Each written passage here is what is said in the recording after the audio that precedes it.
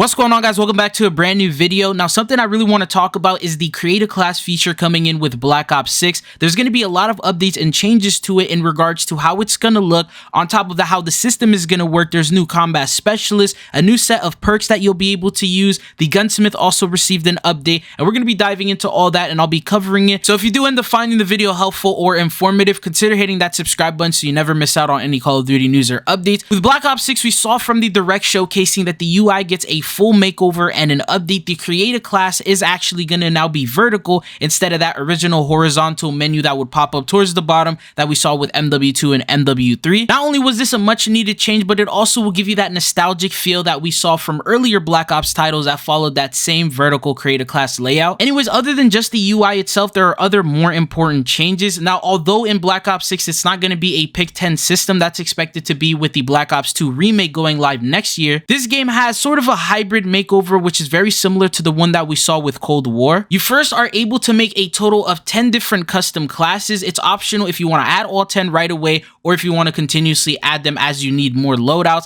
That's pretty standard with pretty much almost every Call of Duty title. There's also 5 pre-made classes, and these are the ones that you usually will have to use in order to level up until you're able to create your own class, and that's going to be around level 4 or 5. That hasn't really changed. That will more than likely stay exactly the same. On top of that, let's take a look in the actual classes itself and talk about what you'll be able to pick and what you won't be able to. You're going to be using this concept artwork created by OMG Fozzy. He's the one who pretty much remade this entire thing based on the direct showcasing that we received. Everything here should be very accurate. The layout, the HUD, the UI, even the perk areas and the weapon loadouts, all that should be exactly the same. So huge shout out to him. I'll have his Twitter down in the description. But here's what he showcases. First, you have the custom set. He shows what happens when you click on the loadout. In this case, you have a primary weapon, which is the sniper rifle. Then you have a handgun. And these two slots are very common. Every single Call of Duty has them, but here's where it gets unique. There's a new feature that brings in a third slot, and that is going to be the dedicated melee weapon slot. So any melee weapon that you have, whether they say add a sword in the future, add a crowbar, whatever they end up adding, that will be directly added into the melee slot. That will save you space in putting in a different secondary. You could put in a handgun or a launcher or whatever secondaries are available. And then if you end up putting on like an overkill perk, that will allow you to have a second primary. But in this case, we're just using a regular loadout, and this is what it looks like. You then have 3 different slots. One comes in for a tactical. He ended up putting in a stim. The second one for a lethal. That was for a sticky grenade. And then a field upgrade, which is like something like a trophy system. Now, these types of items are probably going to be available, especially with like the integration in Warzone. Can't imagine them removing stims or like sticky nades or trophy systems. And then when you check under that, there's a total of 3 different perk slots that you are able to add, which simplifies the loadout entirely. Unlike MW3, where you have the boots, the vest, the handles, the gloves, all these crazy different things that will just cause so much confusion when making your loadout. This is just very simple, 3 different perks. There is a new system with the perks, which I'll talk about in just a second. The next slot that we have is going to be the wild cards. That's going to be returning. We saw that with like Black Ops 2, Black Ops 3, Cold War. As far as I know, there will be all new original wild cards that have different capabilities, but there are some returning ones. For example, Gunfighter, which gives you an extra 3 different attachments. And we'll talk about that in just a second when we get into the Gunsmith. Now that we've talked about the created class, there's actually something even more important than that, and those are the combat specialties. According to the Treyarch devs,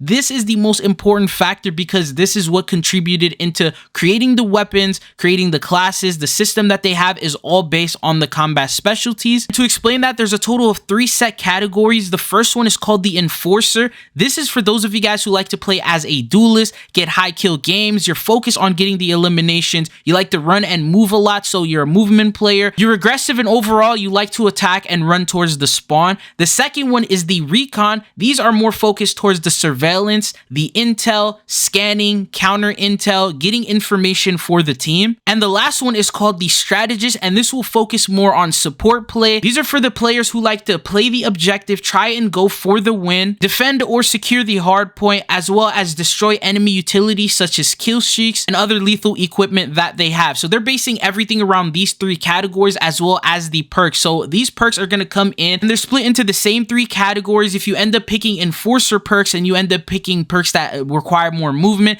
you can pick up to 1 to 3. There's a total of 3 perks that you could put on that we talked about earlier. So you could pick 1 from Enforcer, 1 from Recon, 1 from Strategist, or you can actually mix and match them. If you want 2 from Enforcer, 1 from Recon, or if you want all 3 from Enforcer, you can actually do that. Now, there's an extra added bonus for those who pick the perks from the same category. If you pick 3 perks from the Enforcer category, you will get a 4th Specialist perk that will end up giving you an extra bonus boost. In this case, for the Enforcer, it gives you increased health regeneration as well as increased movement speed whenever you get an elimination. It will do the same exact thing with Recon and Strategist, but at the moment, we don't know exactly what the benefits and the boosts are going to be. Now, jumping into the next main thing that we have is the Gunsmith. The first thing you may notice, this is the most clear photo that we were able to get from the direct showcasing, is there's a new UI. It says Gunsmith on the top left. There's also the attachments and the cosmetics. So there's 2 different tabs that you can work with. There's also the HUD and the layout and the level and all that shown on the right, like the socials. And here's where it gets a little bit more interesting. If you take a look at the bottom right hand side, you can see that it has the stats. It says the firepower, the accuracy, the handling, the mobility. These are pretty standard. It also showcases the area slots. So right there's a total of 8 different attachments that you are able to put on. And that's, if you recall, I talked about it earlier. If you put on the wild card, it allows you to put on 8, but by default, you're only able to put 5 different attachments.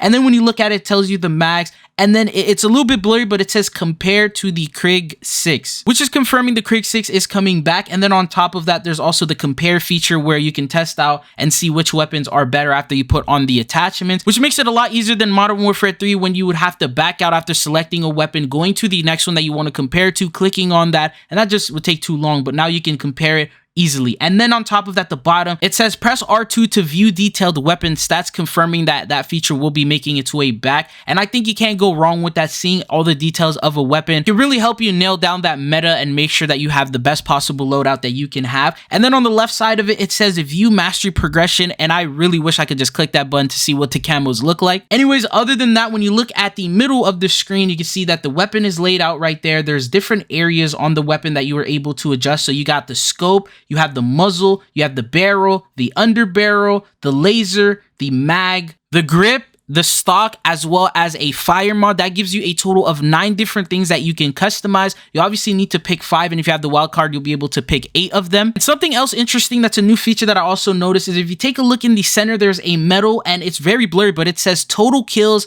75, meaning that it actually will keep track of the eliminations that you get within the Gunsmith before you even fully select the load or kit it out. So you'll know if this is one of the weapons that you've been shredding with and you've been getting a lot of kills with. And I really think this is a cool feature, but what are your thoughts and opinions based on everything you've seen so far? The creator class, the Gunsmith, the different perks, the combat specialist. Is this something you are interested in? Does this raise the hype for Black Ops 6 even more? Anyways, the last and final thing, which apparently they did confirm, but we haven't gotten any footage of, is there will be a firing range added within Black Ops 6. This has been pretty typical with the last couple of Call of Duty titles. You're able to test out weapons, try them out in the firing range, and just test them out on dummies. But the question is, are they going to make it as simple as it has been with MW2 and MW3? Or are they going to make it a little bit more complex? Are they going to turn it into an area where you can train, a little practice place? I think it's something similar to World War II's headquarters. We saw that they had the quartermasters, they had a firing range, they had an area where you could 1v1 players, and it was like a big area that you were able to test out and practice different features about World War II. And in this case, with like the omnidirectional movement and the different features that they're introducing, I feel like these are going to take a little bit of practice, and they may need some area that you'll be able to train and practice at. So what are your thoughts and opinions on that? Do you think they will probably introduce a firing range of this caliber, or do you think they're going to do it like MW3 or MW2, where it's just that small little room and you're able to test out your gun on dummies? But anyways, that's all that I got for you guys in this video. I believe I've covered everything that you need to know in regards to the Gunsmith, the created class, as well as the perks and the combat specialist. If you guys have any questions, comment down below. I'll try to answer as many as I can. But it's been your boy Trizzo. Thank you guys for tuning in. Hopefully I'll be seeing you guys again. Peace.